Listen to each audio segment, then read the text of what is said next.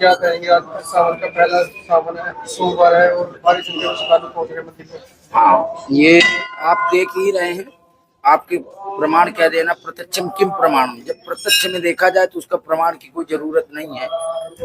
प्रातः काल से ही ब्रह्म मुहूर्त से, जैसे 3 बजे 3:30 बजे हमारे देवादिदेव महादेव जी का पट खुला, उसके 10 मिनट बाद ही लोगों का आना यहाँ प्रारंभ हो चुका था। माताएं, भाई, बंधु, बुजुर्ग सभी लोग आ रहे हैं। स्कूल बच्चे भी स्कूली ड्रेस में आ रहे हैं और यहाँ पर जलाभिषेक करके फिर अपने स्कूल को जा रहे हैं। तो बड़ा उमंग है। हमारा ये सनातन धर्म बिल्कुल समुद्र जैसे है, भरा पड़ा है, अथाह इसमें आस्थाएं हैं। तो लोग बड़े उमंग के साथ घर से लोटे में पंचामृत बनाकर और भगवान को जलाभिषेक करके अक्षत और बिलपत्र अर्पण करके, कोई शिव चालीसा, कोई हनुमान महामृत्युंजय मंत्र का जाप कर रहा है, कोई शिव महिमा स्तोत्र का पाठ कर रहा है, और जो भी मनोकामना है वो भोलेनाथ जी के चरणों में प्रार्थना कर रहे हैं।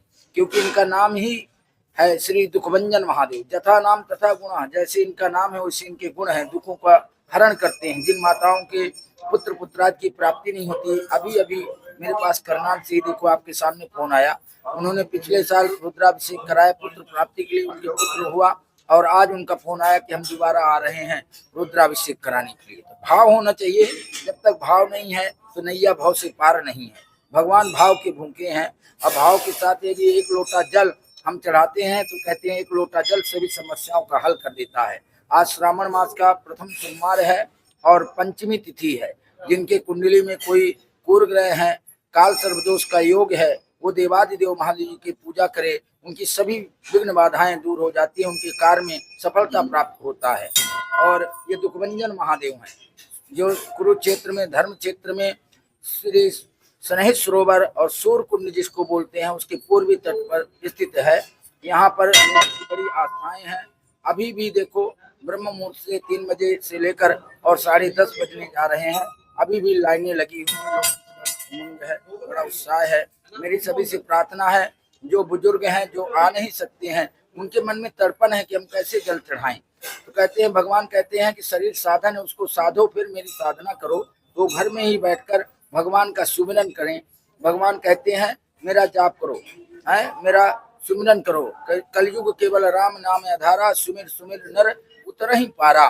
तो भगवान का नाम का सुमिरन करें। भगवान एक है, नाम उसके अनेक हैं। जैसे सोना होता है, गहने अनेकों प्रकार के नाम के होते हैं, लेकिन सोना एक होता है। ठीक उसी प्रकार से हमारे भगवान एक है, नाम उनके अनेक है। जो प्रिय लगे भगवान का जाप करे और घर से ही भगवान की आराधना वंदना करे और से पार हो जाए।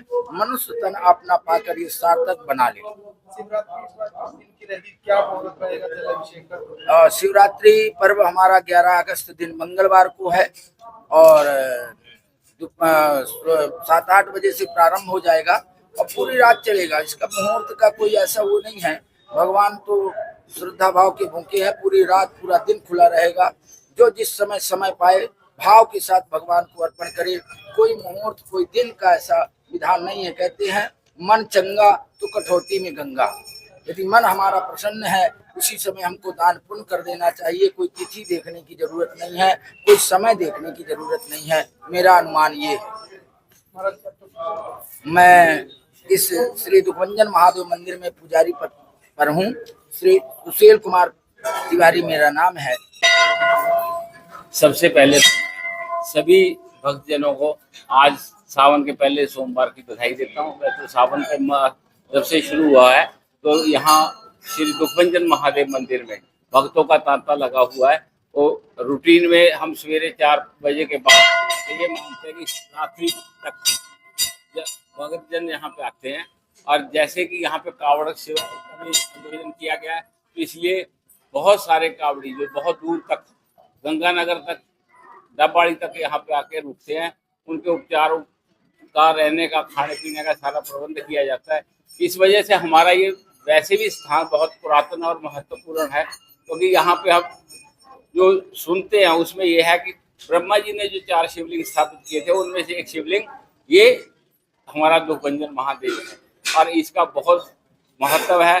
और लोग चालीसा करते हैं और 40 दिन आते हैं, नंगे पैर भी आते हैं, बैठे भी आते हैं और यहाँ पे अपनी मनोकामना पूर्ण होती है। और जो भी भक्त अपनी निष्ठा से यहाँ सेवा करता है, उसके सब मन के भाव जो लेके आता है उसकी मनोकामना पूरी करते हैं महादेव। और अब जो ये कार्यक्रम चल रहा है इसमें मेरा सभी से अनुरोध है कि व्यवस्था बना के रखें, सरकार का भी सहयोग करें, समाज का भी सहयोग करें, क्योंकि आज समाज में जो कुरीतियां फैल रही हैं, केवल मंदिर में आना एक उनका ध्येय नहीं होना चाहिए, वो यहाँ से अच्छे संस्कार लेके जाएं और जाके समाज में अच्छे संस्कार बांटें, ताकि हमारा समाज सुदृढ़ हो और हमारा देश और सुदृढ़ हो और देश में हमारी ख्याति प्राप्त हो सबको। और मैं इतना ही कहूँगा कि देश आज जिस प्रगति पे चल रहा है वो उसको और ऊंचाइयाँ मिले।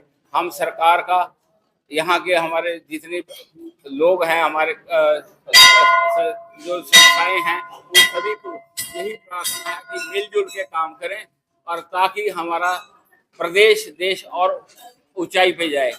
और सभी से मेरी प्रार्थना है कि सरकार का सहयोग करें और सरकार की जितनी संस्थाएं हैं, बेशक डीसी साहब हैं, एसपी साहब हैं, या हमारा कमेटी है या म्यूनसिपल कमेटी है, जिस प्रकार समय निकाल के तन मन धन से सेवा कर रहे हैं, उन सबका हम आभार व्यक्त करते हैं। और समाज का आभार इसलिए व्यक्त करते हैं कि हमारा समाज अच्छा बने और हमारे समाज के सहयोग से ही ये सारे कार्यक्रम चलते हैं। हमारे सनातन की जय हो, भारतवर्ष की जय हो। हर हर महादेव।